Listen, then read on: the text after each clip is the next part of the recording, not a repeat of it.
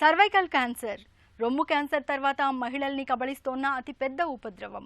గర్భసంచి ముఖద్వారానికి క్యాన్సర్ సోకడం వల్ల ప్రతి ఏటా 75,000 మందికి పైగా మరణిస్తున్నారని ప్రపంచ ఆరోగ్య సంస్థ లెక్కలు కట్టి మరీ చెప్తోంది. నిజానికి ఇదేమీ నివారించుకోలేని సమస్య కాదు. గర్భసంచి ముఖద్వారంలో క్యాన్సర్ ఆనవాళ్లను ముందుగానే పసిగట్టే పాప్ స్మియర్ పరీక్షతో పాటు అసలు సమస్య రాకుండా అడ్డుకునే టీకాలు ఇప్పుడు మనకు అందుబాటులో ఉన్నాయి. సర్వైకల్ క్యాన్సర్ను ముందుగానే పసిగట్టే ముందస్తు పరీక్షల గురించి ఇప్పుడు తెలుసుకుందాం. హ్యూమన్ ప్యాపిలోమా వైరస్ గర్భాశయ ముఖద్వార క్యాన్సర్కి ఇదే ప్రధాన కారణం. చిన్న వయసులో పెళ్లిళ్ళు, వివాహేతర సంబంధాలు, జననావయవాల అపరిశుభ్రత, సుఖవ్యాధులు, అధిక సంతానం ఇవన్నీ గర్భసంచి ముఖద్వారానికి క్యాన్సర్ను తెచ్చిపెడుతున్నాయి.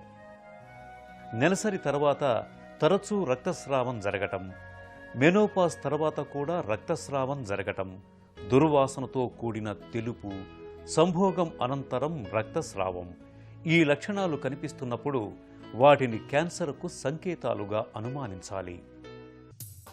పాప్ స్మియర్ గర్భాశయ ముఖద్వార క్యాన్సర్ను ముందస్తుగా నిర్ధారించడానికి మన ముందున్న మేలైనవి నిర్ధారిస్తారు.